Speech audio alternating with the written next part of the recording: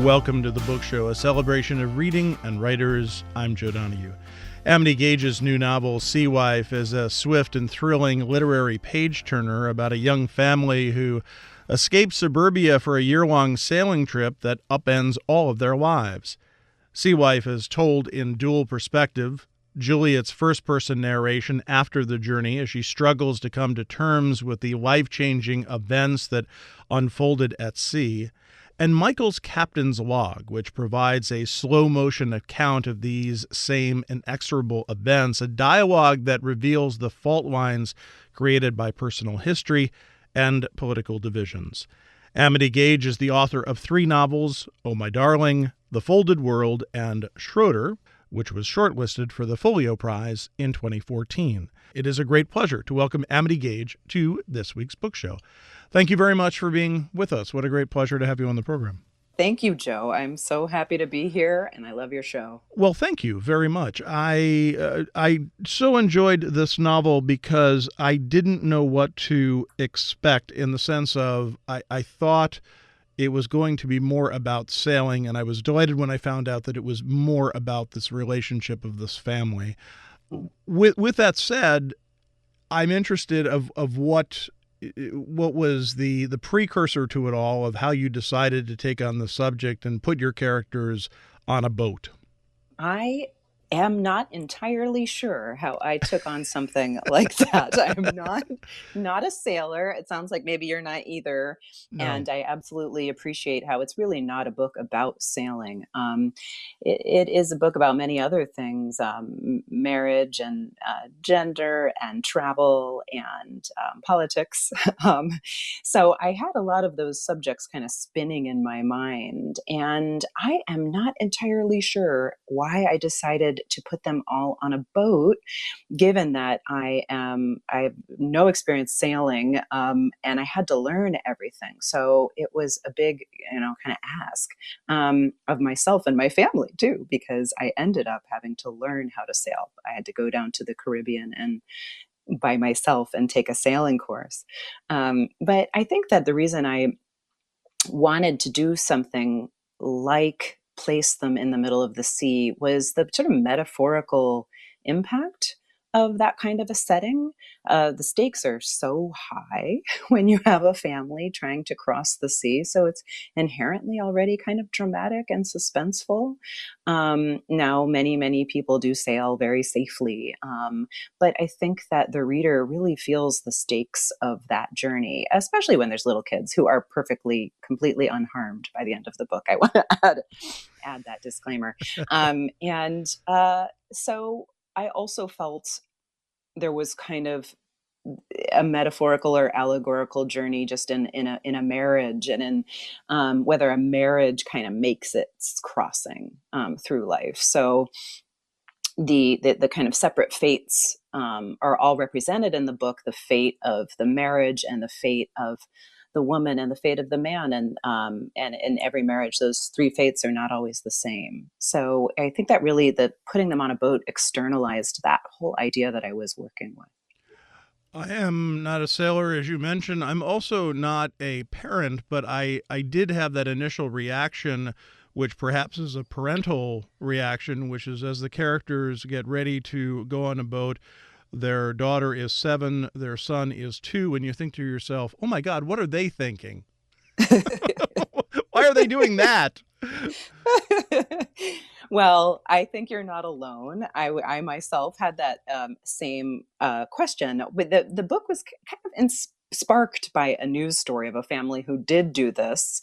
Again, there are many I've since learned, but the family that caught my attention ended up having to scuttle their book, which, as a non-sailor, I probably have to explain that term is you purposefully sink your boat when you get rescued. Right. And so they ended up having to do that. They had 2 little kids aboard too. And when they came back, now Sea Wife is not based on their story, but I was absolutely interested in the firestorm of criticism that they met when they came back from that journey, which people said exactly that. Why would you why would you do that?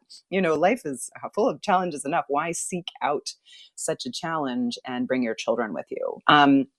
And yeah, anyone interested thinks that's a compelling question. We'll see it played out here in Sea Wife. I was kind of agnostic about how I felt about this family doing it with their children. It's not the kind of thing I would do, but at the same time, I wanted to give them. I was completely interested. I think we all are interested in the people who take those journeys we never would take ourselves. And I think, as the New York Times review puts it really beautifully of this book, it says, it takes you on an adventure, and then it makes you very glad that you're back home on your, on Right. your own familiar ground. Um, Absolutely. so it did the same to me. But what I ended up feeling about those families who take those journeys is that there's a lot to gain, especially the children have these incredible experiences of adventure and learning, and also experience of other people and other cultures. And I'm not sure if I feel like my children, I happen to have two, you know, are getting a better education sitting at desks or computers in their school. I mean, how is that? How is that better? Mm. So I think there's a lot of interesting things to learn from people who parent in non-traditional ways or take those risks and bring their children along. In having read much of your work, it seems that you like to have us, the reader, try to sympathize with these people who do rash or even passionate things. Yes, yeah, that's absolutely right. Yeah, my last book, Schroeder, I think does cover some of that territory, and certainly that character, because he's kind of he's impersonating an American, and he has something of a, I guess, a kind of a criminal background. He definitely does endanger his daughter. But I did sympathize with him, and I did ask the reader to sympathize with him. The same thing does happen here. I think that these characters are a little less. They're no, they're not criminal. They're just ordinary. Yeah. They're ordinary parents that are. I live around a lot of people like them. I guess I'm one myself. They have a lot of commonplace stressors. They're struggling to stay in the middle class. They're a nuclear family, which means they're completely alone in several ways. They don't have their extended family. They're kind of this little broken off nucleus floating through the world. There's a lot of things I relate to about them. And although Michael was a slightly harder character for me to write for several reasons, I also felt it was necessary to make him a full, rich character, and somebody that you also care about. And in order to take the emotional journey of this book, to feel and relate to both characters. Amity Gaige is our guest on this week's book show. The name of the new novel is Sea Wife. It is published by Knopf. So let us talk about those main characters. You mentioned Michael. He is the husband. We read about him through the captain's log that he writes, which is, we find out, is written after the fact, where we meet Juliet, who is the wife, and she's telling us what is happening currently. When did you strike that balance, that is how you would tell their story? Hmm. That's a great question. And I struggled with that as a writer. I went on to so many similar journeys as the characters through this book. Though I hope that it's a well plotted book and that it's that's got a kind of dramatic profluence to it, I did write it just going from point to point. I like to use the metaphor of waypoints because it's a sailing metaphor, but you go from one point to the next and see where you're going to go once you arrive to that destination, even if that destination is in the middle of nowhere, because Mm. waypoints are just legs in a longer journey. So when I started writing the book, I actually had them both on the boat in present tense. And I know this sounds really technical, but I struggled with that. It was like something was missing. And I realized that I needed to have them not only in different points of view, but also in different moments in time.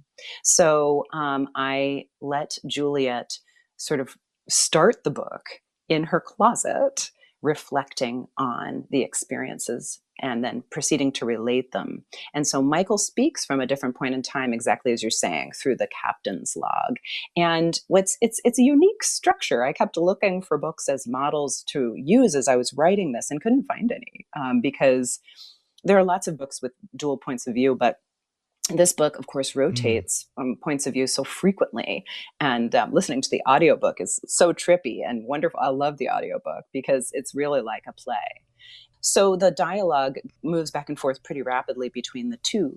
But then, as you point out, Joe, they're in different time frames as well. So there's something about the book that it's good for readers who like to kind of use their powers of inference. I think it puts some more demand on the reader's power of inference to say, oh, we're here now we're over here, how does that relate to that? Why does this moment follow that moment? Why does this line of poetry follow that memory? Bit by bit, waypoint by waypoint. I do hope that the book makes sense and that the journey the reader feels is satisfying. And in the meantime, you have to bear a little bit of like, what's going on? A lot of books, they're written A, B, C, D. I mean, it's not just chronology, but I would say like Sea Wife starts at maybe R or S and then goes back to R, A, S, B. It's a complicated structure, but hopefully, fun, complicated in a fun way. Well, it is a puzzle sometimes, and I have so many follow-up questions to what you just said. So let me begin with the waypoints, because when you talk about that and going to the different places, I mean, that can happen on one page. Right. Which is really fascinating because it's not even we can be in current day and then Juliet can then be at home after we can be on the boat. This can be after the trip has concluded, dealing with her daughter then, dealing with her daughter now, dealing with her mother. It can take quite a circle. Yes. It was a mind bender to write. Yes. But it seems sort of freeform too, though. Oh, I love that you feel that way. I have to say that though it was difficult in the way, in that satisfying way of any difficult challenge. You're kind of a chess match or something. You know where you're going. You know what you want. But you don't want to get there through the conventional way. I feel that you see this in some of my previous work too, but I think I've long had some problems or questions about just the conventional novel. And modern life seems to have changed the way we think and read, and certainly not just technology, but the changing of attention, the changing of time frames, the multitasking of our lives. There's something energetic, I think, about this way that I tell the story in Sea Wife, and I don't know how much I'll ever go back to writing novels in a sort of with conventional exposition, where pages and pages go by of explanation or exposition from about something. Actually, it's weird because I love reading those. I think that sometimes they're just masterfully done. But maybe it's that my brain doesn't work that way, or that I wanted to speak to some sort of contemporary way of thinking, or just also, it's a traditional story. It's an at-sea adventure. I mean, another reviewer pointed out it's one of a legacy of like going to sea stories. There's a lot of precedent for, but I did want to tell it in a new way, and I wanted that form to be significant too. So it's not just a trick or a typographical conceit. It's also means something. So, as you know, Joe, from looking at the book, it's a absolutely beautiful book design wise. Yes. They put sort of scoot Juliet's point of view to the right side of the page. I'm sorry, to the left side of the page. Right. And they scoot Michael to the right. And then later on, their daughter talks in kind of the middle of the page. And I like that as a visual, and I like that as a way to keep the voices separate. But it also means something to me too, because it's something about the back and forth of the couple, their intimacy, even across time, and about the dialogue of every marriage or every long-term relationship. It's almost like I consider the book to take the form of like two people telling a story together, two long married people telling the story and interrupting and contradicting each other, trying to understand each other, failing, trying and failing, trying, succeeding to understand each other. Because one is a story and the other one is a captain's log, but you talk about that the structure and the form that you wanted to write it in. It certainly seems more there's better evidence of it in Juliet's telling, right? That's where you see Yeah, the back and forth. you do. You're right. And Michael sort of stays more in one time frame. You're right. And I think that, it really is, in the end, it's Juliet's book. Right. It's really her journey. She ends up, you know, holding the key to the narration. She is the one who I think needs to retell the story. And so I think that it's true.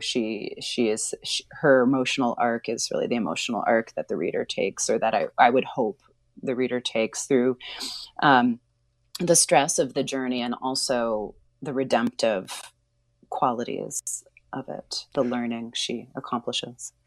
Juliet says early in the novel, Michael had dreamed of sailing around the entire world in 1 year. My ambition was to survive the year without personally sinking the boat. I relate to that. Let's keep our expectations super low.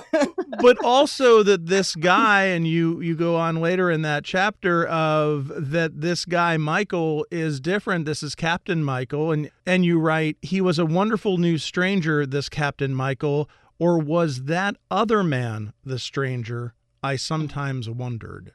I am interested in who we are, both under ideal circumstances and under circumstances of stress. And I think one thing that's going on now, if I could just leap to also the contemporary moment, is we are going through a lot of stress as a country with the pandemic, and also mass protests. We are really humbled. Many of us who were previously, comfortable, are very humbled by what we have learned through this storm, as I, could say. And I think a lot, it's kind of the height of privilege to say, oh, I am this person, I am generous or creative or tolerant, only, under, when I've only been those things under ideal conditions.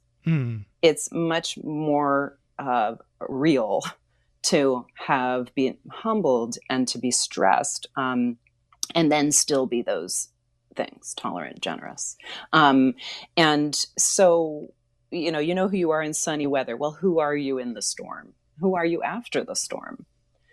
And I think that I continue to be interested that in my writing, but it seems particularly pertinent today.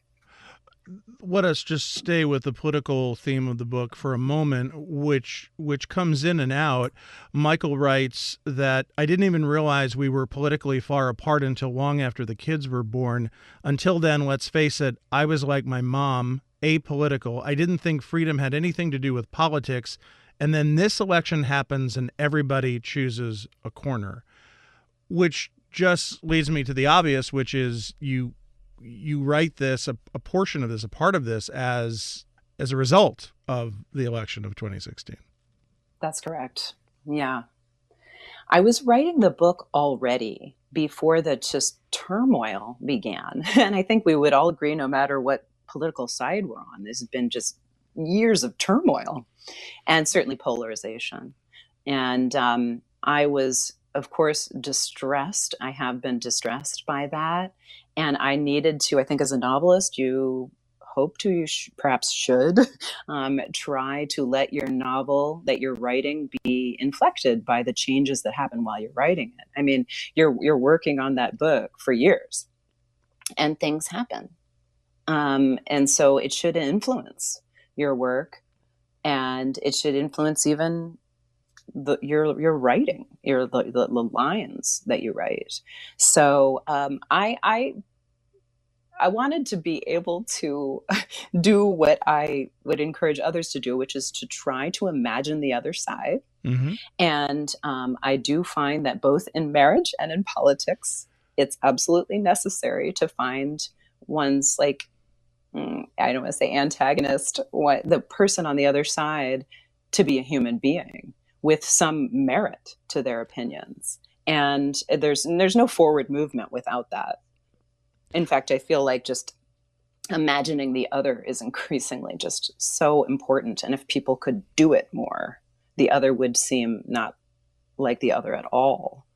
And so I had to do it myself here. So I really had to, I mean, I relate more to Juliet, but Michael gets in a couple zingers at Juliet that I think are very fair about what he feels politically. And I had to sit with that. I had to explore that. I did a lot of reading of like contemporary conservative thought, and tried to imagine him as a real whole person. I knew if he were just, a cardboard cutout, it's not fair to ask a reader to read a book with somebody who's just a flat character. Half the book you don't like or relate to the character.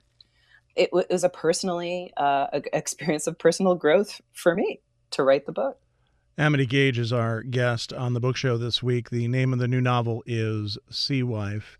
As you said a moment ago, you see this as Juliet's story and Juliet's novel, certainly. But Michael really gets his way a lot, right? I mean, they're on this boat because of him, and she gives it's a man's world. Yeah, she gives in a lot to him, and tries to live up to that the best she can. Yeah, she does. She does. Well, I mean, she's not without her own flaws. She struggles a lot with self-esteem. She gives up a lot. Some of it perhaps is kind of culturally preordained that she's going to give up things as a woman and a mother. She gives up her dissertation. She gives up a lot of things. And she needs to stop doing that. And so she learns a great deal out there at sea. Of course, that's like the one part I can't really talk about, but the like last fourth of the book, it was really a crucial journey and towards empowerment, and perhaps away from the self-doubt and the sort of internalized, perhaps even sexism of her own life. There is a mental health aspect to this, but it seems when I was saying that Juliet seems to give up so much for Michael, but Michael feels often that he's given up so much because of her and the depression and the mental health issues that she has been dealing with, as he sees them or not, which is fascinating. I'm curious as to, in writing this, because you do touch on, again, without giving too much away, but you do deal with motherhood, you deal with postpartum depression. These are very real issues that you look at with this woman who is now on a boat in this very foreign place, trying to figure out what's going on. Thank you, first of all, for just recognizing all these things in the book. It's so sensitive, and I appreciate it. She is definitely struggling with postpartum depression, which in some ways, I mean, she has sort of a depressive personality, probably. And it could be that part of what happens to her when she becomes a mother. I mean, it's an extension of something that a lot of women feel, and a lot of women have shades of after the birth of a child. I think that it's that's clearly a mental health crisis for women. It's something nobody talked about until quite recently. But the larger crisis is also just the sense of giving up your space, and women giving up their spaces for the family, and giving when they have not yet retained any of that strength, for themselves and for their own careers and their own emotional health. So I think that it's Juliet's position is one that a lot of women can relate to, absolutely, including myself. You mentioned the audiobook, which I read the book and I listened to the audiobook. And you didn't. Amazing. I was fascinated by the audiobook. And this is very wonky, and I apologize, Amity, but I just have to ask this question. and this is from an audio perspective as well, from being a radio guy, but one of the things I found really interesting is that when you're reading the text, there is a natural pause between Juliet, Michael, Juliet, and there's a line or just a space, and that is a natural pause. In the audio, her voice ends and his immediately begins. And I found that fascinating because to me, it made things just a little different, because it was, as you said earlier, this idea of the characters in a long marriage of really finishing each other's sentences and having sort of a tag team sport of telling a story. That is so funny you say that. I was contacted by the director of the audiobook, which has never happened to me before. I'm a huge audiobook fan. I love them, especially when I'm driving, but also cooking. Yep. So he said, he let me give feedback about casting the book. So I found this most brilliant woman, Cassandra Campbell, to read Juliet. And the experience is so trippy because she's sort of is the voice of Juliet in my head. It's so surreal to have that experience. My own voice is not the one I imagined for Juliet, but this woman really was. And when I listened to the audiobook, I got this amazing feeling of being able to hear the book as a stranger might. So it estranged the book for me enough so that I could hear it and experience it. So I loved it. But he also did let me weigh in. It was actually my idea to run the text together like that. I said, I don't think it would be a good idea to have a long, formal pause in between each character's speech because there's so many shifts. I said, that'll just take forever. So that was my idea. You just gave me public credit for, that note that I made to the director of the audiobook. Amity Gaige's new novel is Sea Wife. It is published by Knopf. What a great pleasure to speak with you. Thank you so much for It was being so with us. Wonderful. Thank you, Joe. Thank you very much. A great pleasure. We enjoy hearing from our listeners about our shows. You can email us at book@wamc.org, and you can listen again to this or find past book shows via podcast or at wamc.org. Sarah LeDuc produces our program. Bookmark us for next week, and thanks for listening for The Book Show. I'm Joe Donahue.